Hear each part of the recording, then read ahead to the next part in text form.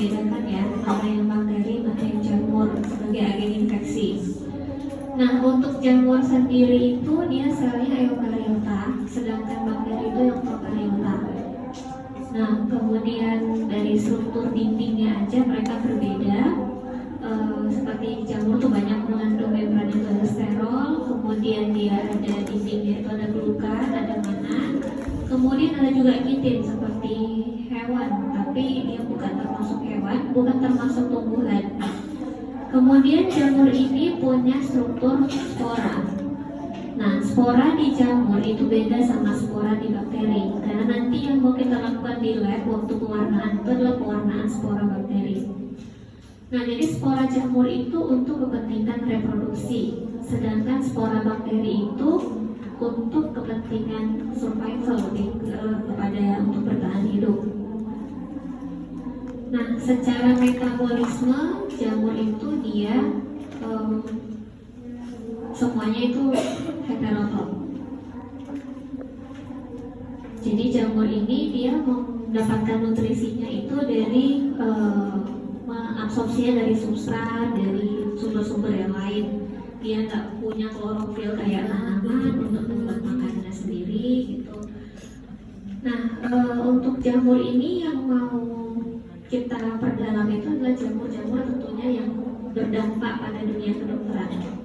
Nah, jadi kalau secara nutrisi, jamur itu dibagi atas sel saprofit, parasit, simbiotik, kemudian dari formasi sporanya ada yang zygomicota, ascoid, basidio, ada yang Pildero.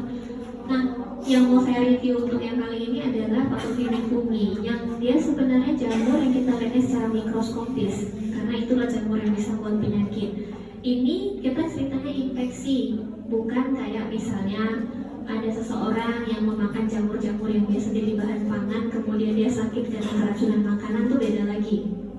Nah, ini adalah jamur-jamur yang bisa menginfeksi manusia.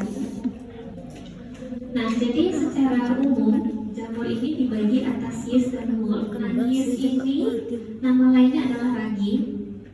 Kalau mold itu nama lainnya adalah kapang. Jadi makanya mungkin kalian dengar istilah ragi pada bahan pangan, pengolahan masakan, nah itu yeast yang ini. Nah, ada lagi satu ini namanya Dichlorvik. Nah, Dichlorvik fumi ini dia memiliki bentuk yeast dan juga bentuk mold. Jadi dia bisa berubah bentuk. Nah, tapi bentuk utamanya adalah yeast dan mold. Nah, yeast ini adalah jamur yang mengfilamen. Filamen ini maksudnya kayak benang-benang gitu ya, panjang-panjang benang-benang. Yang filamentus itu adalah yang mold. Yeast ini uniselular, artinya dia hanya memang terdiri atas satu-satu sel.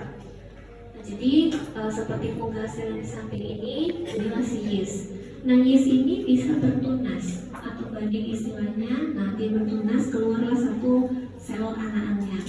Nah, ketika tunasnya lepas, dia akan meninggalkan skar seperti di gambar-gambar ini. Jadi dia ada bertunas, kalau tunasnya copot ada scaring-scaringnya. Nah,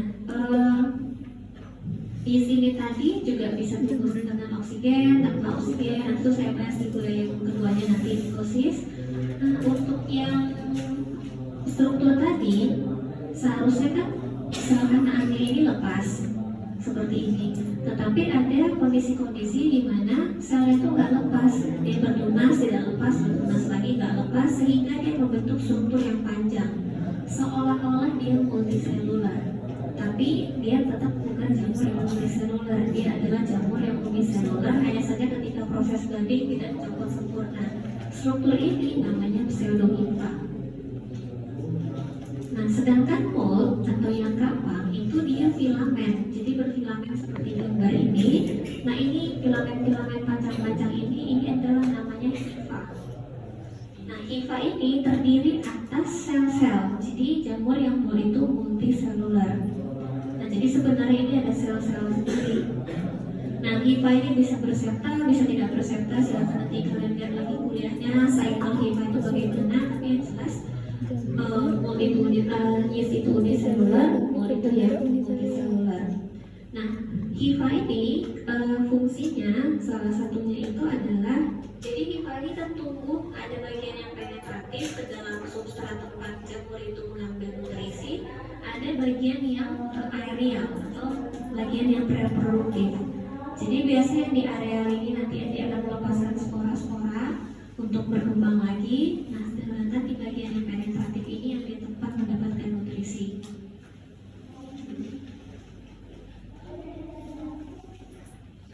Oke, nah kemudian ada lagi yang fungi dimorfik tadi. Jadi kalau dilihat gambarannya, contohnya bukor, dia ada pertumbuhan seperti yeast. Nah, ada yang pertumbuhan seperti moli, ada hifanya juga.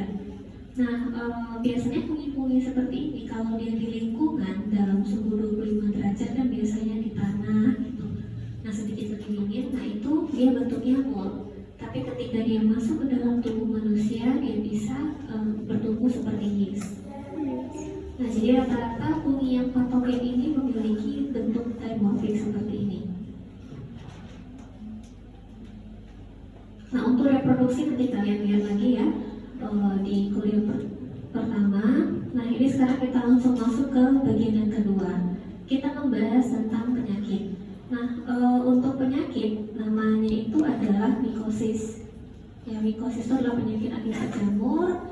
Kemudian nanti kita membahas lagi tentang faktor virulensi. Faktor virulensi ini adalah faktor yang menentukan kenapa dia bisa lebih virulen, ya, bisa lebih parah, bisa lebih membuat infeksi dibandingkan dengan spesies-spesies yang lain.